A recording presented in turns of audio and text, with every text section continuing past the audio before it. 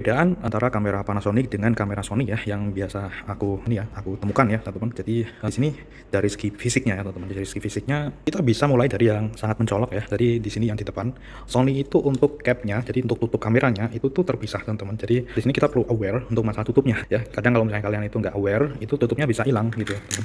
Sedangkan kelebihan kamera Panasonic itu biasanya dia sudah ada nih di sini. Jadi itu dia sudah jadi satu nih teman-teman. Biasanya di bagian sini nih. Nah ini dia teman-teman, jadi tinggal ini diginikan, nah sudah nih nutup. Jadi kita tidak perlu khawatir ya kehilangan ini gitu ya, seperti itu. Yang kedua nih biasanya untuk kamera, nah ini dia, jadi ini dicopot ya untuk yang ini, yang dulu juga pernah tak sampaikan juga teman-teman. Ini untuk light-nya ya. Jadi untuk lampu ini sangat identik banget ya. Ini jul teman-teman, jadi di selotip. Jadi ini tuh ada fasilitas lampu. Jadi kalau misalnya untuk perekaman malam hari, ini bisa nih teman-teman. Jadi setidaknya untuk menampilkan wajah dari objek nih ya, gitu bro untuk ini. Dan ini bisa dicopot ya. Dan untuk inputnya juga di sini ada di sini. Tapi biasanya mencolok ini ada lighting, tapi untuk si Sony ya ini sama-sama ya teman-teman. Ini tak kasihkan contoh yang sama, ini juga pernah tak bahas di channel ini dalam video panjang. Tapi ya sama seperti yang lainnya, videonya tidak seperti YouTuber yang dia memang udah perfect ya. Jadi kayak gitu, jadi ya kita seadanya saja kayak gini teman-teman. Dan doakan aja kita udah bisa beli kayak gini teman-teman ya. Kita bisa beli sendiri, itu akan lebih enak ya. Kita melakukan review dan lain sebagainya. Ini juga sebenarnya sama ya, ini juga bisa dicopot. Cuman memang untuk Sony sendiri dia biasanya tidak menyertakan lampu teman-teman.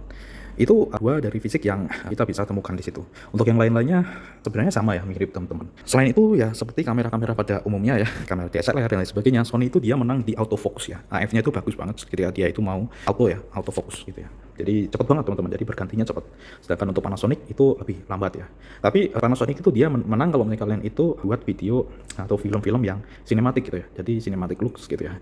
Jadi film-film itu bisa di cover nih kayak pewarnaan dan lain sebagainya, itu cukup bagus ya untuk si Panasonic. Walaupun sebenarnya kembali lagi ke selera. Dan ini sorry aja ya, di sini aku tidak bisa menunjukkan secara langsung untuk hasilnya teman-teman. Terus untuk pencahayaan nih, ya ini pengalaman di lapangan saja ya teman-teman. Jadi kalau misalnya kalian memiliki pengalaman yang berbeda kayak gitu, kalian bisa sampaikan aja di kota komentar nih. Dan apalagi kalau misalnya kalian ada contohnya secara langsung gitu ya, perbandingan antara ini, kalian juga bisa sematkan di kota komentar kayak gitu teman-teman ya.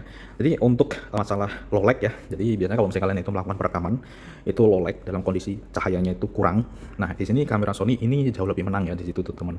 Ya ini dari pengalamanku ya, dari pengalamanku kayak gitu. Jadi sensornya kan dia pakai sensor biasanya ya Exmor gitu ya, Exmor itu kayak gitu. Jadi untuk pencahayaan ini minim noise ya. Kalau kita pakai ini tuh kadang udah, kalau saya pas gelap ya, pas agak pencahayaan ruangannya itu ya ada cahaya, tetap ada lampu, tapi biasanya dia akan bersemut ya teman-teman, noise kayak gitu sih untuk kamera Panasonic. Jadi ini sangat cocok banget kalau misalnya kalian gunakan untuk itu tadi ya, film-film yang cinematic looks yang itu berada di outdoor kayak gitu. Dia pewarnaannya ya, warna sinematiknya itu oke gitu ya, seperti itu sih. Ini kalau aku sendiri ya, tapi kalau misalnya kalian memang punyanya Sony kayak gitu ya, ya udah itu manfaatkan aja, karena tiap orang itu sebenarnya seleranya masing-masing teman-teman. Ya kalau aku sih biasanya teman-teman, aku menyesuaikan yang kalau misalnya kita bisa belinya pas itu ya di Sony ya sudah Sony, kalau pas kita bisa belinya itu yang Panasonic ya Panasonic kayak gitu sih teman-teman gitu. Tapi kita juga perbandingkan beberapa fitur-fitur lainnya termasuk yang didukung ya, format yang didukung, dan misalnya untuk kamera itu juga bisa buat streaming kan, itu ya juga bisa menjadi lebih hemat juga ya, jadi kita bisa streaming secara langsung di kamera. Lalu untuk penempatan di sini ya, ini untuk ini teman-teman, jadi untuk tambahan, jadi kalau tadi kita udah ada dua perbedaan ya di sini ya, ini ada perbedaan lainnya. Jadi untuk yang Sony ini dia ketika kita buka dia otomatis open ya, jadi ini cepet banget. Jadi kalau misalnya kalian gunakan untuk cepat ya, misalnya rekaman di lapangan, news misalnya kayak gitu ya, cari berita lain sebagainya, kan itu butuh cepat nih. Ini bisa langsung dibuka, dia langsung rekam. Posisinya langsung, bukan rekam, tapi dia langsung nyala, teman-teman. Kalian tinggal tekan aja di sini. Tapi kalau untuk yang Panasonic, biasanya enggak ya, teman-teman. Jadi kita harus tekan tombol power kayak gitu. Dan selanjutnya kalau untuk masalah slot micro SD-nya, untuk Sony kadang juga ada yang di sini, untuk yang Sony yang Full HD yang pernah kita bahas juga kan di samping. Kadang juga di sini sama aja. Di sini untuk Sony kalau ini punya dua slot ya, sama teman-teman. Jadi tidak terlalu berbeda sih. Tuh kalau kalian lihat yang tadi yang saya bilang ya, Exmor teman-teman. Jadi Exmor ini ada optical steady shot dan ini support WiFi. Dan kalau kalian lihat untuk bagian mic ya, ini juga sebenarnya tidak terlalu berbeda teman-teman. Jadi sebenarnya makanya ketika aku bilang, ketika kalian itu menguasai sebuah kamera, ketika kalian itu pakai kamera yang lain, itu mesti tidak lama ya kalian itu mempelajarinya teman-teman. Kalau kalian sudah bisa misalnya kamera Sony nih, misalnya kalian pakai walaupun beda brand ya, itu kadang itu cuma beda sedikit ya teman-teman kayak gitu. Perbedaan itu tidak terlalu signifikan dan biasanya istilah-istilahnya itu cenderung sama. Kayak gitu sih ya teman-teman. Yang Panasonic ya, yang Panasonic tuh kalau kalian lihat ya sama ya teman-teman. Ini ada dua channel juga sama. Kalau untuk yang ini lebih gampang sih. Kalau untuk yang kamera Panasonic ini dipahami, ini dipisah ya, benar-benar dipisah, input 1, input 2 kayak gitu. Dan kalian bisa lihat itu ada audio level dan sebagainya. Untuk si Sony ya ini diisolasi ya, karena ini patah gitu ya di sini teman-teman. Kayak gitu ya. Ini juga sama sih sebenarnya, dipisah juga, hanya agak kecil. Untuk rack stopnya ini kalau kalian lihat ini tombol racknya kayak gini ya di sini, dan seperti biasa tuh kan kalau kalian lihat ini ada dua ya, yang di sini biasa kalau kalian gunakan untuk ngambil gini, untuk ngambil seperti ini teman-teman. Jadi biasanya kalau kayak gini kan untuk ngambil bawah ya, jadi low angle ya kayak gitu kan. Ini dia untuk zoomnya pelan teman-teman, jadi beda sama yang zoom yang ada di sini kan. Kalau yang ada di sini kan copot zoomnya, kalau untuk yang ini memang pelan-pelan gitu ya, jadi cocok untuk sinematik gitu ya. Ini juga sama teman-teman, jadi ini ada yang ada di atas sama di bawah, itu udah jadi standar ya, standar kamera. Cuman untuk yang kamera Panasonic ini ada pengaturan lainnya yang ada di sini untuk lampu tadi. Lampu itu bisa kalian gunakan atau tidak ya. Ini ada on off-nya di sini. Dan untuk inputnya ini sama ya, teman-teman, sama-sama dia pakainya XLR ya. Kayak gini. Tuh, dia pakai XLR kayak gini ya, standar teman-teman, standar mic. 3 lubang kayak gitu. Just like that.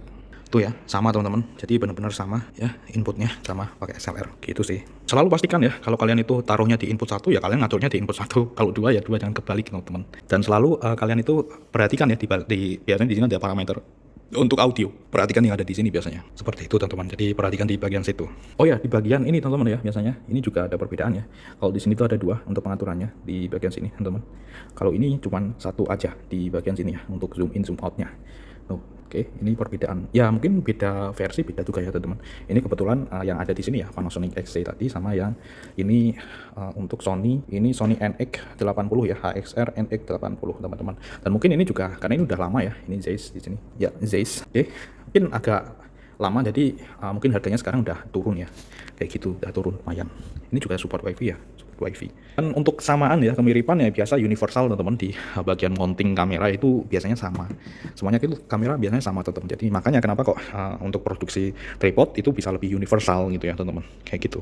Karena ini sama. Ini untuk baterainya juga beda ya. Kalau untuk yang Sony ini kita udah pernah sampaikan juga sih sebenarnya untuk baterainya. Kalian bisa cek aja di videoku. ND filter tetap ya, setiap kamera itu mesti ada itu, karena itu fungsi utama ya kalau misalnya kalian itu berganti dari indoor ke outdoor kayak gitu sih ya teman-teman. Untuk fitur-fitur kayak 18 kali clear zoom dan lain sebagainya itu tergantung kameranya teman-teman. Ini juga sama.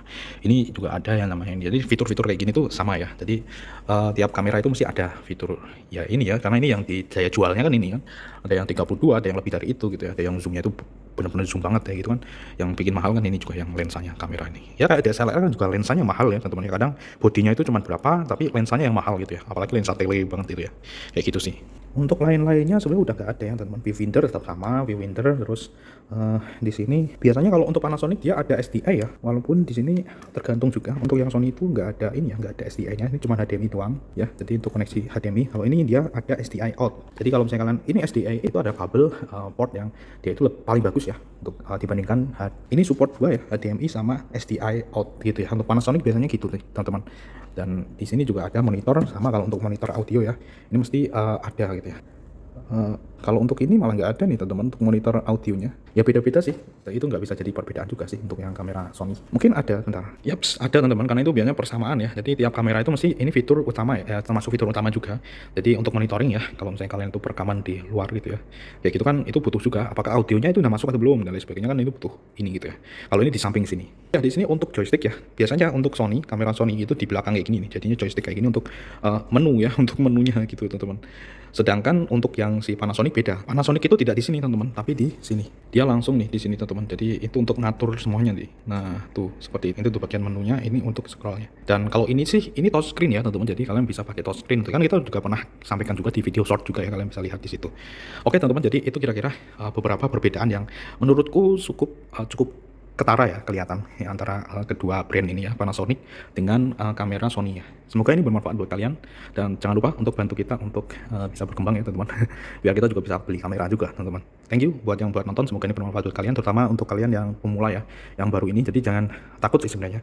Kunci pertama itu jangan takut. Yang kedua, kalian perlu hati-hati ya, walaupun kalian saya suruh jangan takut ya. Perlu hati-hati teman-teman, kamera ini bukan kamera yang murah. Jadi kalau misalnya kalian itu pas mungkin di suatu PH atau kayak gitu ya, dan kalian teletur dan sebagainya, dan kamera itu dia jatuh misalnya, ya itu ya rusaknya ya lumayan teman-teman, ini mahal, lumayan mahal gitu teman-teman. Jadi perlu hati-hati ya, walaupun di sini kita jangan takut, tapi tetap kita perlu berhati-hati teman-teman ya, sebagai pemula ya misalnya kayak gitu teman-teman. Jadi kira-kira seperti itu. Semoga untuk video-videoku yang panjang yang pernah kita buat di sini dapat memberikan gambaran kepada teman-teman semua ya, terutama yang mungkin baru memegang kamera gitu ya, sebagai panduan. Walaupun di luar sana kan emang ada banyak ya untuk referensi dan sebagainya, kan sekarang juga banyak, kalian juga bisa kolaborasikan di situ bro. Oke, assalamualaikum warahmatullahi wabarakatuh.